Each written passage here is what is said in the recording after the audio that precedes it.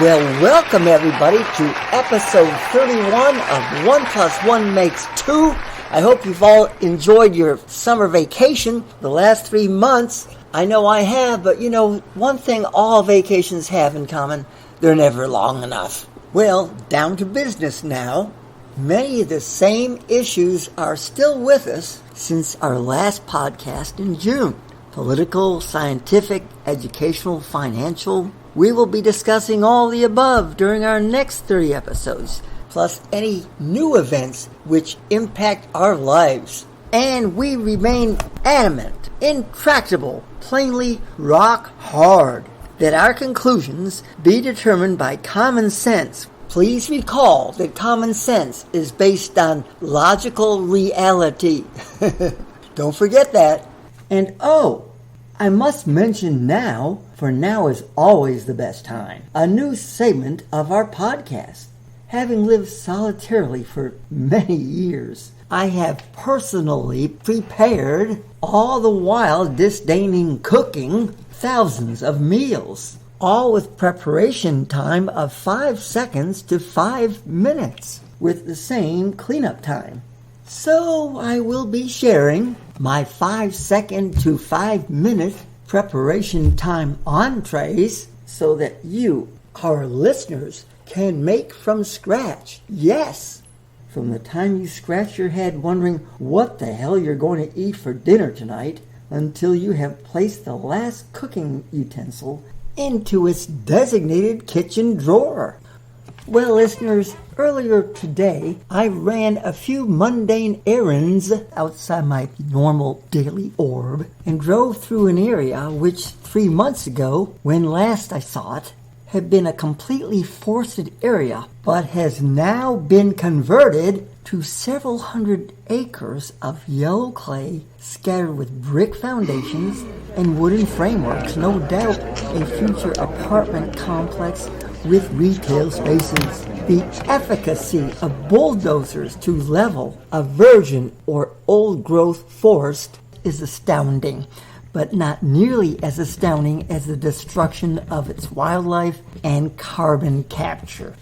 Listeners, I just witnessed what can be described, according to the paradigm one chooses, as real estate development, human progress, or ecological destruction. Well, with climate change being the most impactful paradigm of the above, let's do the math and determine what has transpired the past 3 months on this 500 acres of land. An average number of trees on 1 acre of forest land is 120.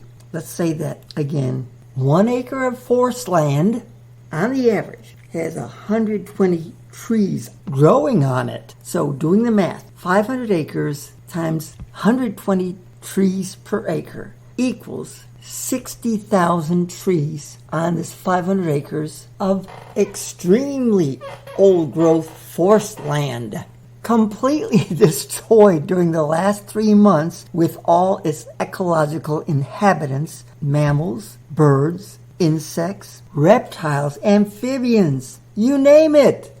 Hey, let's figure now what effect this has. What impact on climate change do we have here? Now, here's a fact that most Americans don't know, but they should. 240 fully grown trees are required to neutralize the emissions of one gas engine car driven 25,000 miles per year.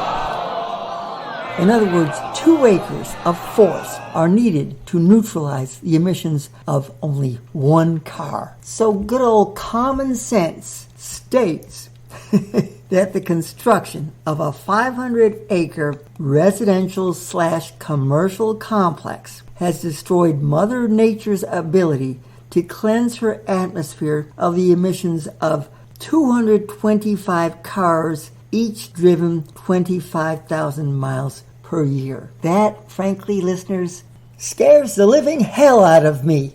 Yet some people respond with a, so what? Hapless this makes things, compelling a knowing person to define climate change more accurately as climate catastrophe. We don't need a euphemism. Let's tell it like it is. Let's keep everyone in touch with reality. Climate catastrophe is reality. We'll leave it up to you, our listeners, to correct your family, friends, and anyone you interact with when they say climate change. Encourage them to replace the phrase climate change with climate catastrophe. Sorry if I find some humor in this. It's not funny.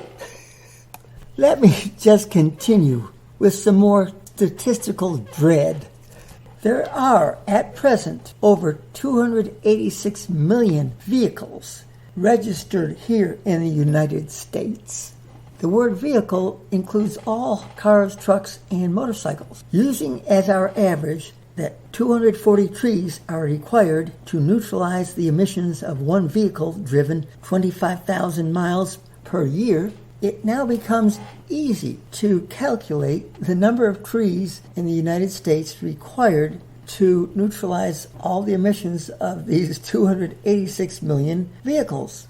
Using my cell phone calculator, I am now multiplying 240 trees times 286 million vehicles, and our answer, 68,640,000,000 trees required to neutralize the emissions of all 286 million vehicles in the United States. Let's now cut to the chase by stating that this 68.64 billion trees is 30% of total tree growth in the United States, which means the remaining 70% of all U.S. trees are used to counter all residential, industrial, and miscellaneous CO2 emissions. Now, the final query of today's topic asks, are there enough trees in the U.S. to negate all U.S. CO2 emissions? Answer, clearly no. Measurements confirm a 1.4% increase in total U.S. CO2 emissions in the year 2022 compared to 2021. Hence, green technology is losing its fight with man-made climate catastrophes. Common sense states this final conclusion: Americans do not have the respect, character, willpower, or conceptual ability to slow or eliminate human-caused climate catastrophes. Well, enough of that for now. Just as a bag full of hydrogen lightens things up, let's switch to the second topic of today, our 5-second to 5-minute entrees, ranging from merely edible to Epicurean ecstasy, maybe, made especially for those of you who are subservient to the maxim, time is of the essence. Please note, the delight you experience is not just from their brief preparation, but may be due to a flavor fetish, heavy spicing, or extreme hunger. Okay, proper it is that we precede this novel, seminal segment of our podcast with a drum roll.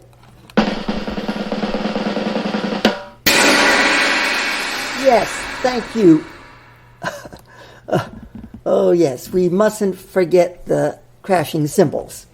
Our first entree is... Danny, can we work a little more on that timing, please? Our first entree is...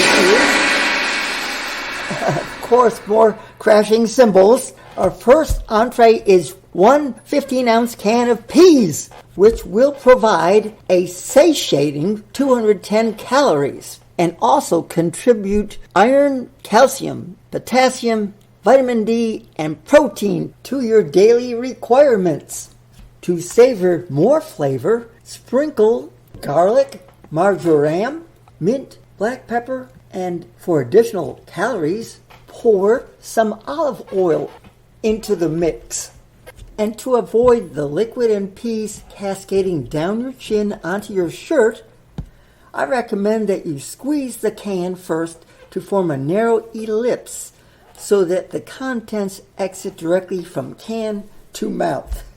Now, precision and accuracy are virtues, so I use a stopwatch when measuring preparation time.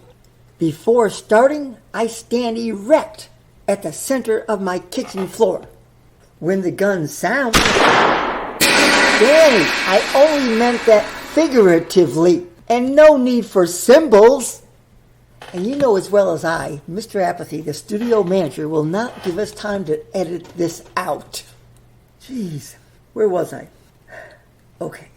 After pressing my watch's start button, I immediately walk swiftly to the pantry, snatch the can of peas off the shelf, grab the can opener from a nearby kitchen drawer, walk directly to the kitchen counter, open the can, sprinkle in a little garlic, marjoram, and whatever, squeeze the can into a narrow ellipse, and stop. This is the end of our preparation time. An amazing 1 minute, 17.31 seconds. Save more time. Eat all meals while standing over the kitchen sink, so nothing can spill or drop to the floor. And sweeping the floor as a part of cleanup becomes needless. And golly, there's no better location to begin your cleanup time. Listeners, I must apologize. Cleanup time officially begins when you swallow the last pea and have begun rinsing the pan, preferably with hot water to shorten the rinse time. Then quickly toss it into the recycling canister right under your kitchen sink. Under your kitchen sink. Yes. And lastly, by using this procedure, we recorded a snappy cleanup time of just 12.86 seconds, thus creating, in a way, essential time. Speaking of time, it's time to go, everyone. Be strong, be smart, and be with us for episode 32.